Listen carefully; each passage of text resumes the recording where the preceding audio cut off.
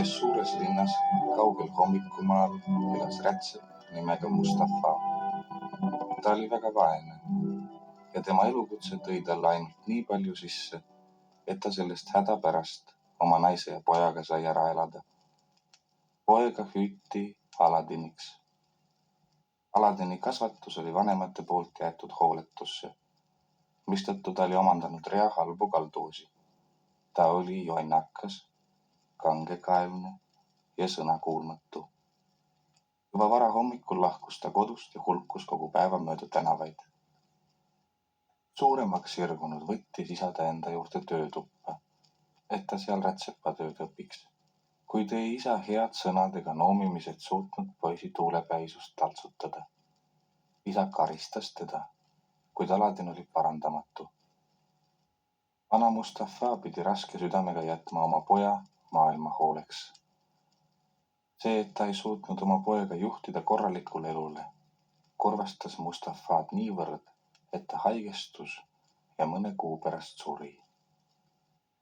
Kui Aladini ema nägi, et poeg mingisugust tahet ei avaldanud isa tööd jätkata, sulges ta töökoja ja müüs selle vähese sisustuse maha, et saadud rahaga ja selle vähesega, mis ta teenis puuvillaketrusega, end ja oma poega toita. Aladin aga tundis end täiesti vabana ja muutus järjest üleannetumaks. Ühel päeval, kui ta jälle mängis ühel avalikul platsil teiste omasugustega, möödus sealt keegi võõras. See peatus ja silmitses teraselt Aladini. Tundmatu oli kuulus nõid Aafrikast, kes 2 päeva tagasi oli linna saabunud. Nõid oli Aladini kalduvustest kuulnud ja ta otsis parajasti noormeest, kes hirmu ei tunne. Seepärast kõnetas ta Aladini. Armas noormees, ütle, kas sinu isa ei ole mitte rätsep Mustafa? Jah, aulik isand, vastas Aladin, kuid ta on juba ammu surnud. Neid sõnu kuuldes kaelustas võõras Aladini ja suudles teda, kusjuures ta silmist langesid suured pisarad. Aladin küsis, mis pärast ta nutab. Oo, mu poeg, hüüdis võõras. Ma olen sinu onu ja su kadunud isa oli mu armastatud vend. Juba palju aastaid olen ma reisil olnud, et oma venda näha ja nüüd ütled sa mulle, et ta on surnud. Siis tõmbas ta taskust rahakukru ja küsis Aladinilt, kus elab ta ema. Ta andis Aladinile peotäie peenikest kuldraha ning lausus. Rutta oma ema juurde ja ütle, et niipea, kui aeg lubab, tulen teid külastama, et näha seda kohta, kus mu kallis vend elas. Niipea, kui võõras oli lahkunud, jooksis Aladin koju ja küsis juba levelt, kas tal on onu. Ei, mu poeg, vastas ema. Kuid ometi kohtasin nüüd sama meest, kes kinnitas, et ta on mu onu ja minu isa vend. Ja Aladin näitas emale võõralt saadud raha ning ütles, et too lubas neil homme külla tulla. On tõsi, et su isal oli küll üks vend, kuid too on juba ammu surnud, lausus Lesk. Sellega lõppes kõnelus. Järgmisel päeval tuli nõid jälle Aladini juurde. Andis talle 2 kuldraha. Käskis need emale viia, et see nende eest õhtusöögi valmistaks. Selleks oli ema kohe valmis ja toimetas kõik kõige paremini. Õhtul saabus võõras, nagu oli lubanud, lese juurde, tuues veel head veini ja puuvilja kaasa. Umbusaldus, mida Lesk oli tundnud, kadus võõra ilusate sõnade peale täiesti. Kui ta siis veel lubas Aladinist tubli kaupmehe teha, ei olnud lese ja ta poja rõõmul otsa ega äärt. Järgmisel päeval viis nõid Aladini linna kõige kallimatesse kauplustesse ja laskis tal sealt endale välja valida kõik, mis süda himustas. Siis saatis ta noormehe ta toredates rõivastes ema juurde tagasi, kes uhkes isandas veel vaevalt oma poja ära tundis. Kui nõid nii hästi ema kui poja usalduse oli võitnud, viis ta ühel päeval Aladini kaugele linnast välja mäestikku, mis oli täis kitsaid, sügavaid kuristikke. Ühte niisugusesse kuristikku viiski ta noormehe. Korja siin kõige kuivemad raod kokku, käskis ta. Seni teen ma tule üles. Ja kui noormees talle mõistmatult otsa vaatas, jätkas ta. Sa pead imeasju näha saama, missuguseid veel ühegi sureliku silmad pole näinud. Me saame mõlemad mõõtmatult rikkaks, kui sa mu käsud täpi pealt täidad ja omandame võimu, mille sarnast kõige vägevamalgi valitsejal ei ole. Peagi oli Aladinil nõiakäsk täidetud ning jalamaid süütas too kuivad raod heledasti põlema, kuna ta tulle paar tilka magusasti lõhnavat õli valas. Kohe tõusis tulest paks suits. Nõid aga kõndis pikkamisi ümber tule ja pomises nõiasõnu, millest Aladin aru ei saanud. Seejärel avanes maapind nende jalge ees tasase värinaga ja nad nägid keskmise suurusega kivi, mis tuletas meelde maa-aluse koopa suud. Kivi küljes oli raudrõngas. Aladin oli kõigest, mis ta nägi, nii kohkunud, et tahtis plehku panna, kuid nõid oskas teda meelituste ja ähvardustega paigal hoida, sest ilma Aladinita ei oleks ta suutnud alustatud tööd lõpetada. Selle kivi all, ütles nõid, peitub parandus, mis teeb su rikkamaks kui rikkaimad kuningad maailmas. Ühelgi inimesel maailmas peale sinu ei ole lubatud kivi kohalt nihutada ega koopa sissekäiku avada. Aga onu, hüüatas Aladin selle peale ehmunult. Ma ei jõua ju üksinda kivi üles tõsta. Sa pead mind aitama. Mitte sugugi. Kui sa rõngast kinni võtad, nimeta ainult oma isa nime ja kivi kerkib kergesti. Aladin tegi, nagu talle õpetati. Kerge vaevaga tõstis ta kivi üles ja pani kõrvale. Ta nägi enda ees käiku, mille astmed sügavusse viisid. Kuula nüüd täpselt ja pea meeles, mis sul teha tuleb, õpetas nõid Aladini.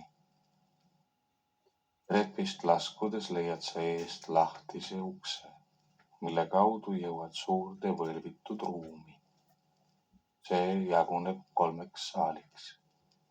Igas saalis seisab paremal ja vasakul 4 suurt vaasi, mis on täis kulda ja hõbedat. Kuid sa ära sealt midagi võta. Tõmba oma mantel kõvasti enese ümber ja hoidu puutumast saali seinu. Muidu on see sinu surm. Viimases saalis leiad ukse, mis viib imeilusasse aeda, kus puud on täis kaunimaid vilju. Neid aga ära puuduta. Mine otse edasi, kuni jõuad trepini, millel on 50 astet. Seda mööda üles minnes jõuad sa terrassile, kus ühes nišis näed põlevat lampi. Sa kustuta lamp, kalla õli välja ja peida lamp põue. Tagasi tulles võid aiast kaasa võtta nii palju puuvilju, kui soovid. Seepeale võttis nõid oma sõrmest sõrmuse ja pistis selle Aladini sõrme. See pidi noormeest kaitsma kõikide hädaohtude eest. Aladin laskus kiiresti trepist alla. Ta leidis eest 3 saali, nagu talle oli kirjeldatud. Kiiresti ruttas ta nendest läbi. Siis läbis ta aia, tõusis terrassile, võttis lambi, kustutas tule, kallas õli maha ja peitis lambi põue. Aias peatus ta, et vaadelda puuvilju. Puud selles aias kandsid mitmevärvilisi imepäraseid vilju. Seal oli valgeid, helendavaid ja läbipaistvaid kui kristall, punaseid, küll tumedaid, küll heledaid, rohelisi, siniseid, lillasid, kollakaid ja kõigis võimalikes värvides. Aladin katsus neid ja imestas, sest kõik puuviljad olid kivist. Need olid vääriskivid. Kõik olid nii suured, et terves maailmas teisi sääraseid ei leidunud. Kuna Aladin nende väärtust ei tundnud, oli ta pettunud, sest ehtsad puuviljad, nagu neid kasvab Araabias, oleksid talle olnud palju meelepärasemad. Et nad aga talle meeldisid, otsustas ta siiski igast mõne kaasa võtta. Ta täitis nendega oma taskud, siis aga toppis neid veel vöö vahele ja lõpuks ladus täis mõlemad mantlihõlmad, isegi põue toppis ta neid. Nõnda jõudis ta lõpuks koopasuhu tagasi. Niipea kui ta onu nägi, hüüdis ta: "Kallis onu, ulata mulle käsi ja aita mul välja ronida." "Ulata mulle enne lamp," vastas nõid. "See takistab sind ronimisel." "See ei takista mind sugugi," vastas Aladin. "Ma annan ta sulle kohe, kui olen üleval." Nõid aga nõudis, et Aladin ulataks talle lambi enne, kui tema ta üles aitab. Poiss keeldus aga seepärast seda tegemast, et ta oli jätnud lambi sügavale kalliskivide alla, millega ta oma põue täis oli toppinud. See tegi nõia maru vihaseks. Ta puistas jälle pulbrit tulle, lausus nõiasõnu ja kivikaas libises Aladini pea kohal iseenesest endisele kohale. Samuti sulgus ka maapind.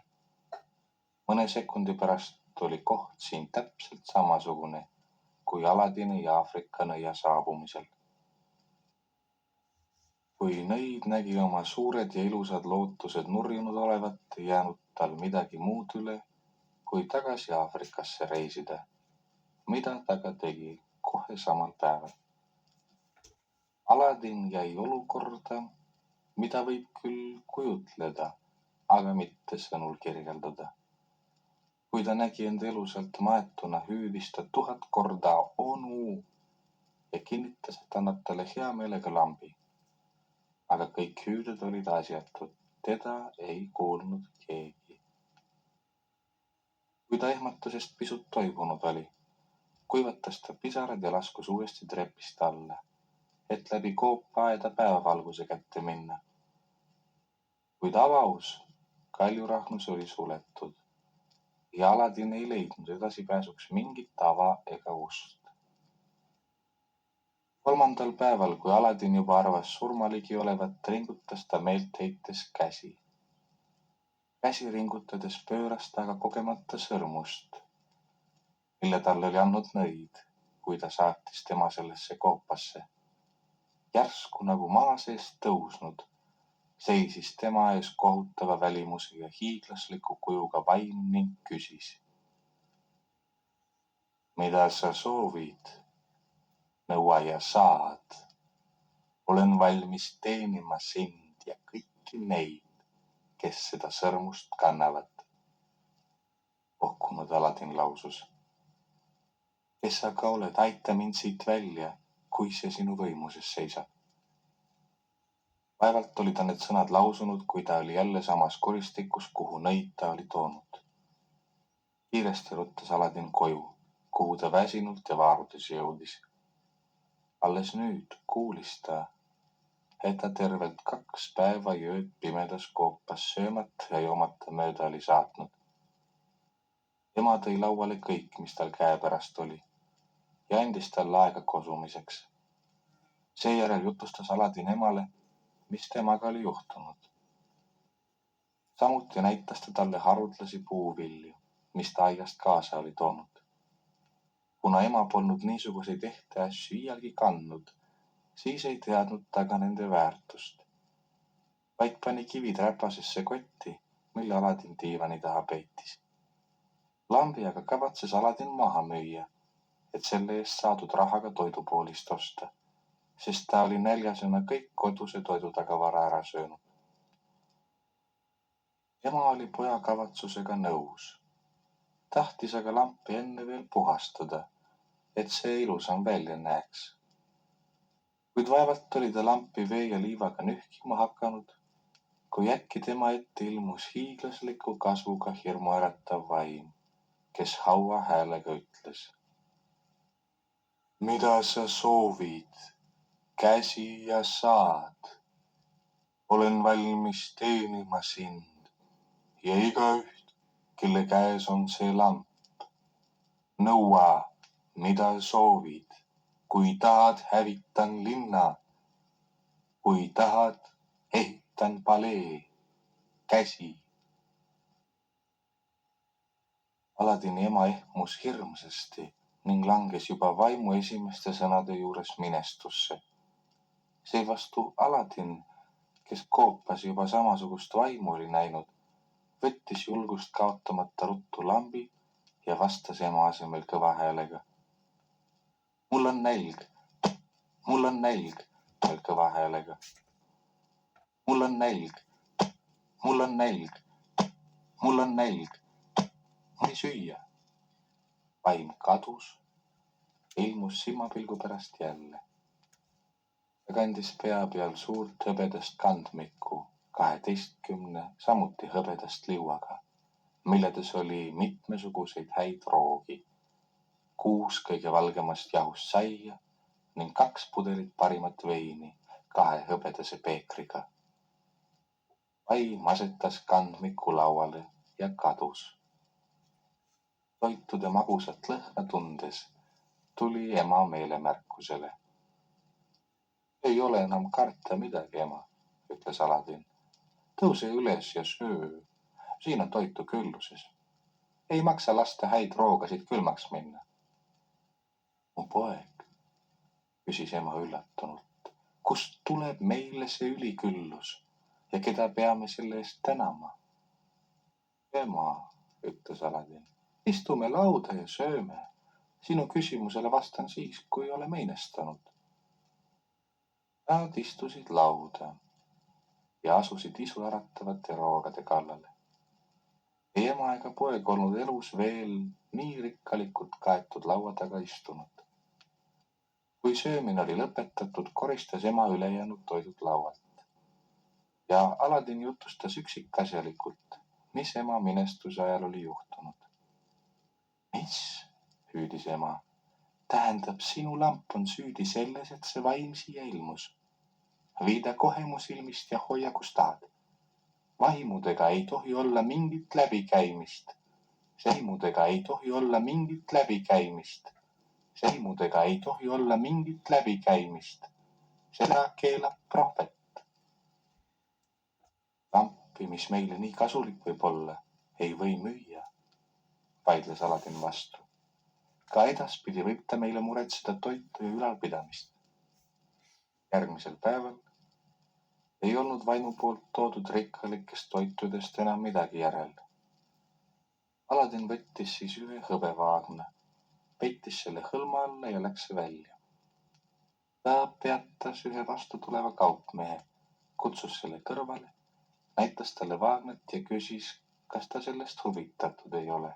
Kaupmees, kes oli vana kaval kelm, võttis vaagna ning silmitses seda. Kui ta nägi, et vaagen oli puhtast hõbedast, küsis ta Aladinilt ükskõikselt, kui palju ta selle eest tahab. Aladin ütles teda usaldades, et kaupmees peaks ju tundma kauba väärtust. Kaupmees sattus kimbatusse. Ta kahtles, kas Aladin oma vaagna tõelist väärtust tunneb või mitte. Ettevaatlikult otsis ta kukrust ühe kuldtüki ja pakkus selle Aladinile. Ühe kuldtüki ja pakkus selle Aladinile. Ühe kuldtüki ja pakkus selle Aladinile. Ühe moodustas ainult 27 vaagna tõelisest väärtusest. Aladin aga võttis kuldtüki rõõmuga vastu. Jättis kaupmehe, kes alles vastu. Jättis kaupmehe, kes alles vastu. Jättis kaupmehe, kes alles nüüd taipas, et Aladinil tõepoolest mingit aimu polnud oma vaagna väärtusest, kiruma ja kahetsema, et ta poisile veel vähem omaette kiruma ja kahetsema, et ta poisile veel vähem polnud pakkunud. Nii elasid nad tüki aega. Aladin müüs üksteise järel kõik 12 hõbevaagnat ja kaupmees andis talle igaühe eest ühe kuldtüki. Kui viimase vaagna eest saadud raha kaupmees kaalus ning vaatles kandmikku ja kaupmees kaalus ning vaatles kandmikku ja kaupmees kaalus ning vaatles kandmikku ja maksis sõnalausamata 10 kuldtükki, millega Aladin vägagi rahule jäi.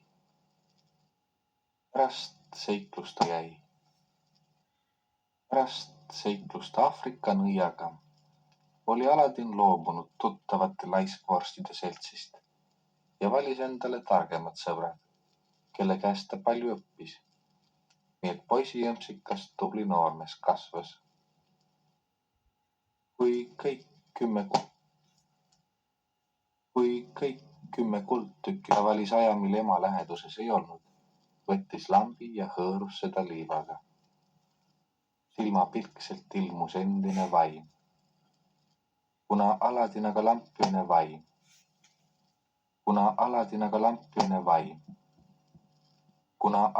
küsis vaim nüüd palju vaiksema häälega. Mida sa soovid? Käsi ja saad. Kui tahad, hävitan linna. Aladin vastas. Mul on nälg, too mulle süüa. Silmapilk kadus vaim ja oli peagi tagasi, samasuguste toitudega kui eelmisel korral. Kui toit otsa lõppes, müüs Aladin jällegi oma hõbevaagnad ja kandmiku. Turul käies sai ta teadlikuks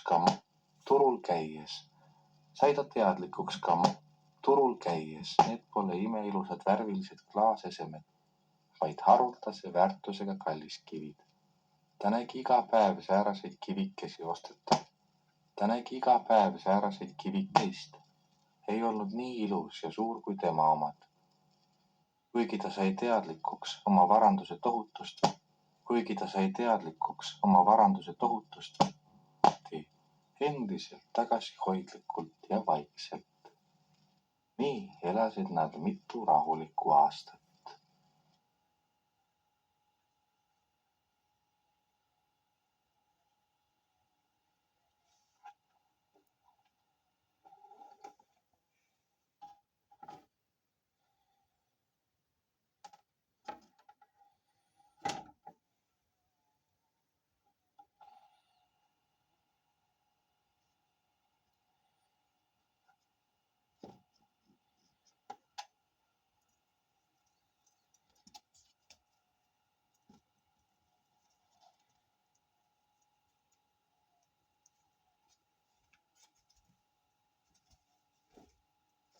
Ühel päeval, kui Aladin oli linnas jalutamas, kuulis ta teatajat valju häälega sultani käsku kuulutamas. Iga mees mingu koju pangu aknaluugid kinni. Printsess Bedrulbudur läheb suplema. Ükski vääritu pilk ei tohi ta ilu riivata. Aga kes kohatu uudishimu pealt tabatakse, selle pea lüüakse mõõgaga maha. Nii ütleb kõigi kuningate kuningas, meie isand. See oli printsess Bedrulbudur, sultani ainus tütar, kelle imelisest ilust kogu riigi rahvas imejutte vestis, keda aga peale valitsejakoja polnud veel keegi näinud, sest alati käis ta loor näo ees ja kui ta kuninglikest ruumidest väljus, pidid kõik inimesed tänavalt lahkuma. See teade äratas Aladinis soovi näha printsessi, kelle ilu kõik ülistasid ilma loorita. Oma uudishimu rahuldamiseks leidis ta lõpuks sobiva tee. Ta peitis end supelmaja ukse taha. Aladin ei tarvitsenud kaua oodata. Printsess saabus varsti hulga õuedaamide ja ümardajate saatel, kellest osa kõndis tema kõrval, osa järel. 3-4 sammu supelmajast eemal võttis printsess loori maha. Nüüd nägi Aladin teda otse palgesse ja mõistis, et kõik jutud printsessi nõiduslikust ilust kaugeltki selle ilu tõelise suuruseni ei küündinud. Talle kord otsa vaadanud oli ta otse kui pimestatud. Nagu unenäost tuli ta koju ja ema kohkus väga, nähes, kui kurvaks poeg oli jäänud. Aladin istus päev läbi vaikides diivanil, pea sügavaid mõtteid täis. Alles järgmisel päeval hakkas ta kõnelema ja teatas emale, mida ta oli näinud.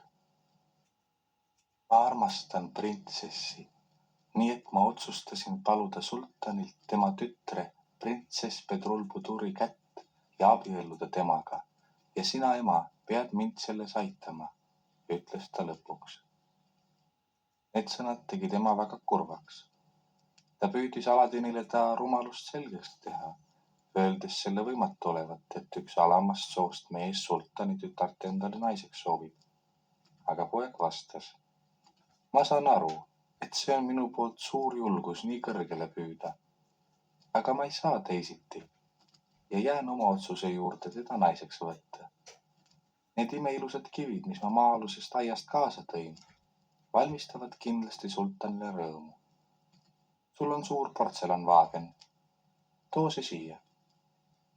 Kui kivid vaagnal olid, uskus Aladini ema juba isegi, et pojal õigus oli. Ja seepärast otsustas ta katset teha, et poeg jälle rõõmsamaks muutuks. Ta pakkis kalliskivid koos vaagnaga rätikusse ja läks sultani paleesse. Mitu korda käis ema ilmaaegu. Viimaks läks tal korda sultani ette pääseda ja talle poja soov teatavaks teha. Ent vihastamise asemel naeris sultan lõbusalt ja küsis siis sõbralikult.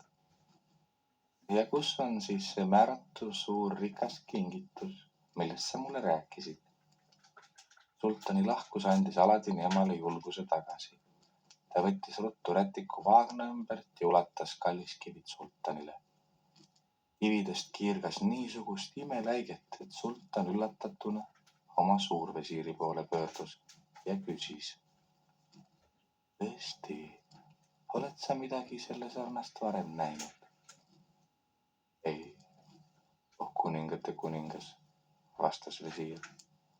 Pealegi usun ma, et isegi minu isanda varakambris niisugust kalliskivi ei leidu, mis väärtuselt kõige pisemalegi nendest siin vastaks. Niisiis, küsin ma sinult, vesiir, jätkas sultan. Kas poleks õige, kui ma oma tütre sellele mehele naiseks annaksin, kes mulle suurema rikkuse annetab, kui minu palees varemalt leidus? Need sultani sõnad tekitasid suurvesiiris piinlikku rahutust. Nimelt oli sultan talle alles mõni aeg tagasi mõista andnud, et kavatseb oma tütre naiseks anda suurvesiiri pojale. Seepärast lähenes ta sultanile ja sosistas talle.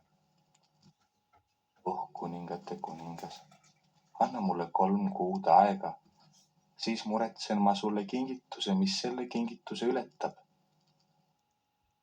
Kuigi sultan teadis, et vesiiril ei ole võimalik talle nii kallist kingitust pakkuda, kui see siin Vaagnas, lubas ta ometi nii kaua oodata ja ütles Aladini emale. Tule 3 kuu pärast tagasi. Seni muretsen ma tütrele kaasavara, mis nii rikka kosilase vääriline oleks. Kui Aladin seda kõike kuulis, tundis ta end tõesti kõige õnnelikumana kõikidest surelikest. Kuigi tal oli veel 3 kohutavalt pikka kuud oodata, otsustas ta end kokku võtta ja kannatlikult loota sultani sõnale, mida ta pidas murdmatuks. Nii sultan kui suurvesiir oli taga vahepeal Aladini ettepaneku hoopis unustanud. Kui veerand aastat lõppes, läks lesk jällegi sultani juurde, et talle lubadust meelde tuletada. Sultan oli kohmetu. Naise vilets välimus läskis aimata, et ta pojast sultani tütrele väärilist kaasat ei või saada. Seepärast pöördus ta nõu küsides suurvesiiri poole. Vägev käskija, lausus vesiir kavalalt. Sellest hulgusest on kerge lahti saada. Nõua mehelt, keda sa ei tunne, nii palju varandust, kui terves maailmas ei leidu. Sultan leidis nõu hea olevat ja ütles lesele. Armas naine, ma olen nõus oma lubadust täitma, kuid enne ei saa ma oma tütart sinu pojale naiseks anda, kui ma tean, milliseid rikkusi ta omab. Ütle talle, et ma kindlasti täidan oma lubaduse, kui ta mulle saadab 40 puhtast kullast vaagnat, täidetud samaväärsete kalliskividega, milliseid sa korra mulle juba tõid.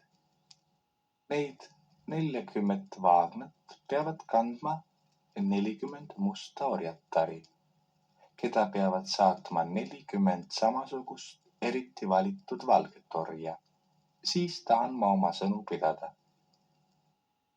Ema läks koju ja jutustas pojale kõik, mis sultan talle oli öelnud ja teatas ka tingimused, mille täitmise järel sultan nõus on oma tütre andma Aladinile.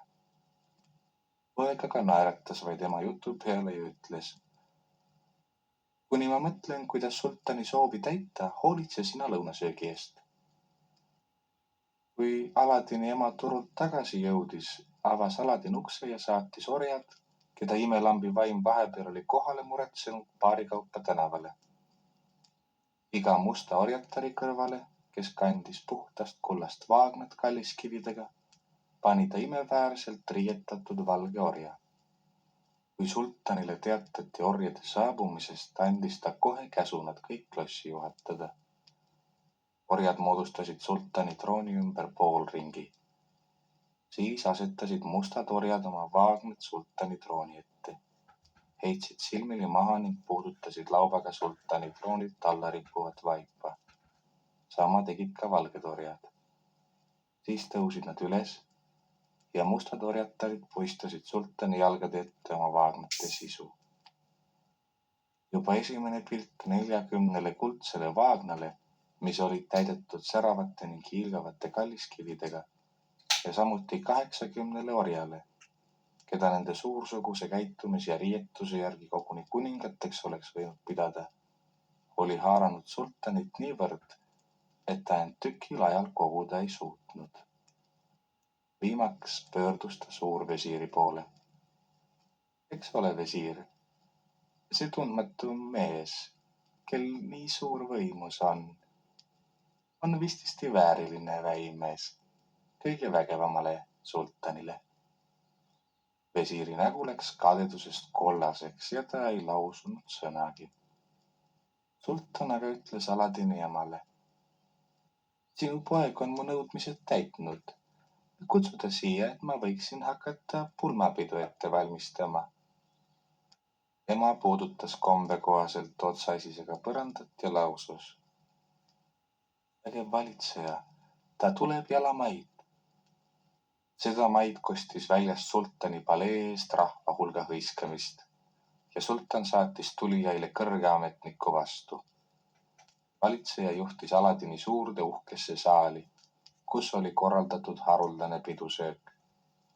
Kõneluses näitas Aladin üles haruldasi teadmisi ning tarkust, mis sultanis veelgi tugevdasid noormehest esimesel pilgul saadud head muljet. Pärast pidusööki kutsus sultan pealinna esimese kohtuniku ja tegi talle ülesandeks sõlmida abielu printsess Bedrulbuduri ja Aladini vahel. Seejärel ütles Aladin: ma ei tahaks oma mõrsja ette astuda enne, kui ma ei ole ehitanud talle paleed, mis ta vääriline on. Kui lubad, siis ehitan selle sinu lossi ette väljakule, et ma saaksin alati olla su läheduses. Sultan andis talle rõõmuga loa ja Aladin lahkus lossist.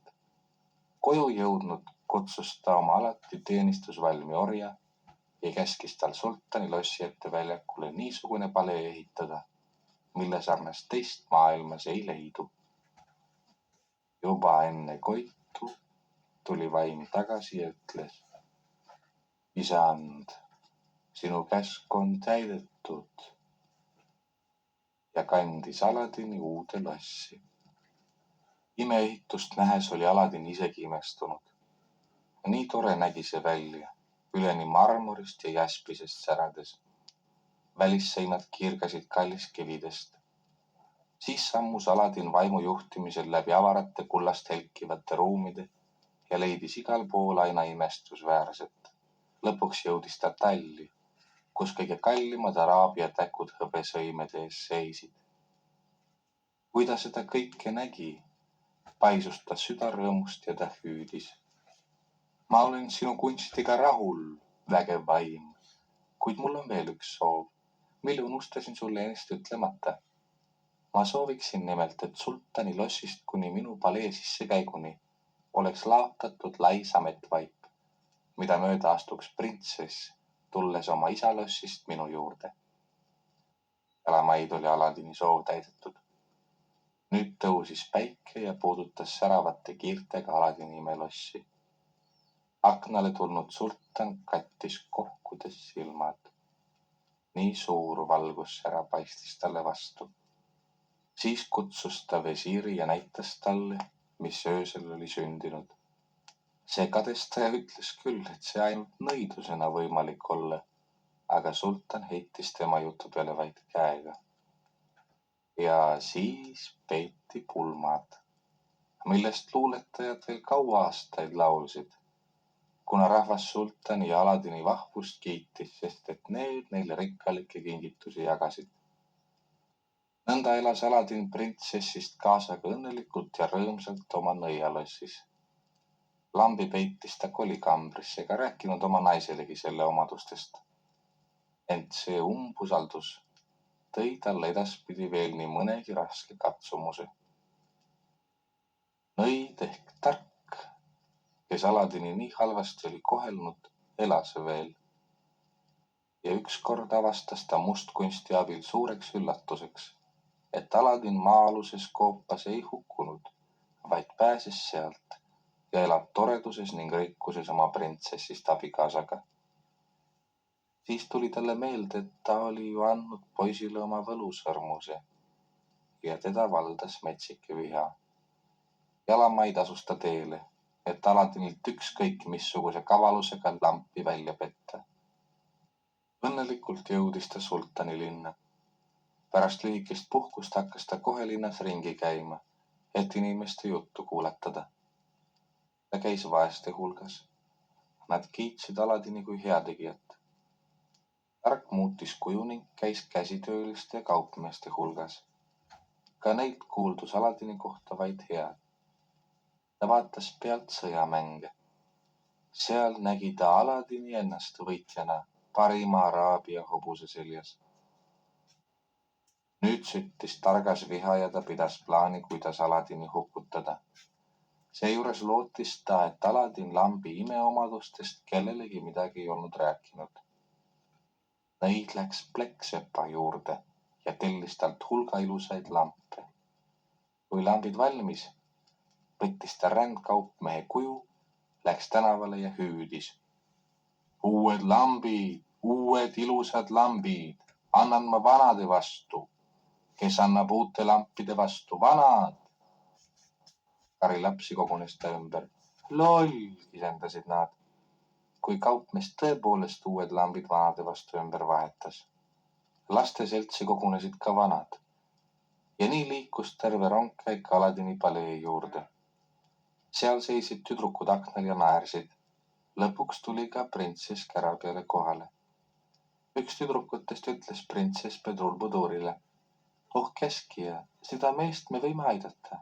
Luba, et ma annan talle selle vana lambi, mille isand Aladin kolikambrisse viis, kuna see mujal ees oli. Samuti naerdes andis printsess loa ja kohe ruttas üks teener lambiga kaupmehe juurde, kes selle ta käest otse ära kiskus. Nõid lahkus linnast, ootas südaööni, võttis siis lambi ning hõõrus seda. Kohe oli ka vaim kohal. Ma käsin sind, ütles nõid, et palee, mille sa ehitasid, kohe kogu elava ja ta elutu varaga toimetaksid Aafrikasse, kohta, mille ma sulle juhatan. Ilma midagi vastamata toimetas vaim nõia ja palee Aafrikasse. Sultani ehmatus oli kirjeldamatu, kui ta hommikul enam Aladini paleed selle tavalisel kohal ei näinud. Kohe läskis ta kutsuda suurvesiiri. Valitseja, sa ehk mäletad, et mul oli au su tähelepanu juhtida sellele, et palee, mida sa ta suuruse ja rikkuse tõttu nii väga imetlesid, peab olema nõiatöö. Tookord sa ei tahtnud seda uskuda, ütles suurvesiir. Ja nüüd näed sa, et need samad üleloomulikud jõud, kes selle palee ehitasid, on ta ka maapinnalt ära pühkinud. Sultan ei saanud seda eitada. Kui ta nüüd nägi, et suurvesiiril oli õigus olnud, valdas teda suur viha. Kus ta on, see petis ja nurjatu, see Aladin? Ma lasen tal pinn, ma lasen tal pinn, ma lasen tal pinn, ma lasen tal pinn, ma lasen tal pinn, ma lasen tal pea maha raiuda, karjus ta. Sel päeval oli Aladin varahommikul jahile sõitnud.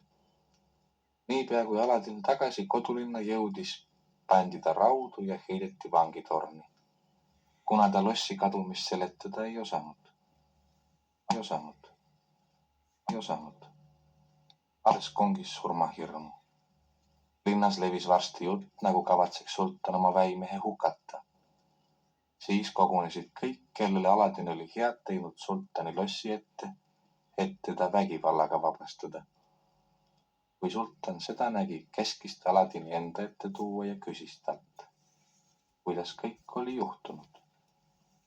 Aladin sai julguse tagasi.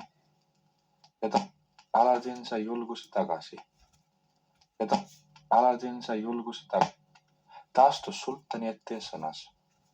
Kõigi valitsejate valitseja, ma ei tea, kes printsessi ja lossi ära viis. Aga kui ma täna 40 päeva pärast sulle su tütart tagasi ei too, võid sa mu päeva pärast sulle su tütart tagasi ei too, võid sa mu pea õigusega maha raiuda. Olgu nii, ütles sultan. Aga kui sa oma lubadust ei täida, siis ära näita ennast iial enam minu riigis. See oleks sinu surm. Otse kohe lahkus Aladin sultani kojast ja sammus linnast välja.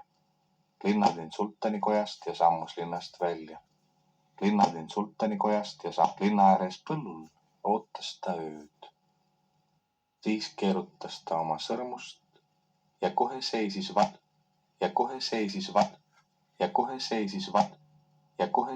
vaim, kes ta koopast oli vabastanud, ta ees ja küsis.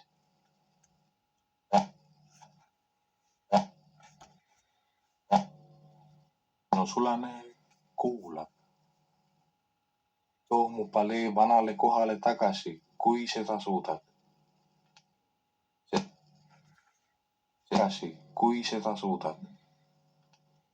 Seda võib ainult lambivaim, kes minust vägevam on.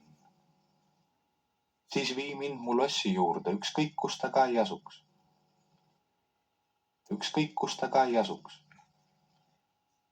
ükskõik kus ta ka ei asuks. Et ta oma palee kõrval maas istus. Järgmisel hommikul äratas Aladini lindude laul. Ta tõusis ja lähenes lindude laul. Ta tõusis ja lähenes lindude laul ja lähenes ettevaatlikult printsessi aknale. Üks ümardajaist märkas teda ja teatas sellest printsessile. Nähes Aladini avas printsess ruttu akna. Ma lasen kohe avada meie salaukse, hüüdis ta tasakesi.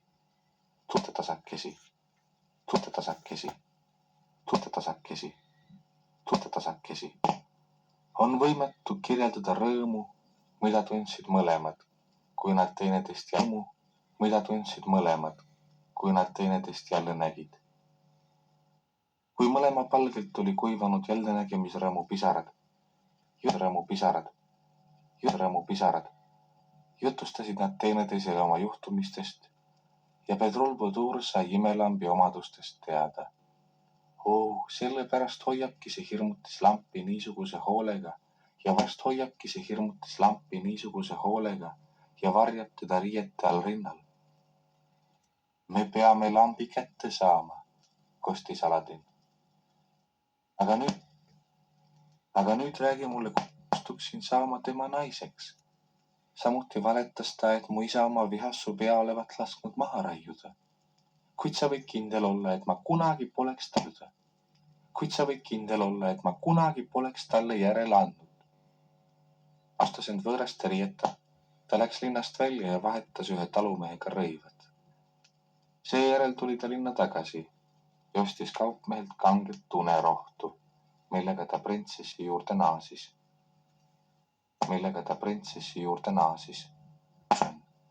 Meelita teda ja joo tema seltsis rasket veini. Kui ta silmad kirjuks lähevad, siis vala see pulber ta peekrisse. Kui ta selle ära joob, jääb ta kohe raskesti magama. Mulle on raske selle nurjatu seltsis rõõmus olla, vastas printsess. Aga sinu pärast tahan ma seda proovida ja läks nõiale rõõmsalt vastu, kuna Aladin end ära peitis. Printsess naljatas ja naeris nõiaga ning kõik läks nii, nagu Aladin oli kavatsenud. Kui nõid uimaselt maas lamas, tungis Aladin tuppa, võttis lambida põuest ja lõi nõial pea otsast. Igal hommikul astus ta akna juurde, et vaadata kohta, kus Aladini palee oli seisnud, kuid seal ei olnud midagi. Nõnda läks ta ka sel hommikul harjumusest akna alla ja vaatas välja. Korra käigast minu röövimises ja vägivaldses äraviimises pole pisimalgi määral süüdi Aladin, vaid ma ise, kuigi teadmatult, ütles printsess isale. Et sultanit veenda oma sõnade tõepärasuses, jutustas printsess, kuidas Aafrika nõid oli ta meelitanud lampe vahetama ja kuidas ta siis Aladini lambi, mille väärtust ning imevõimu ta ei tundnud, uue vastu ümber vahetas, mille järele edasi jutustas printsess, millist kavalust nad tarvitasid, et lampi tagasi saada ning kuidas see lõpuks õnnestus. Et sellest täielikult veenduda, läks sultan üles saali. Kui ta nägi nõida surnuna, kaelustas ta Aladini südamlikult ja ütles: armas poeg, ja laiba röövlindude ja loomade toiduks. Rahvas aga korraldas 10-päevase rõõmupeo printsess Bedrulbuduri ja Aladini tagasituleku pühitsemiseks.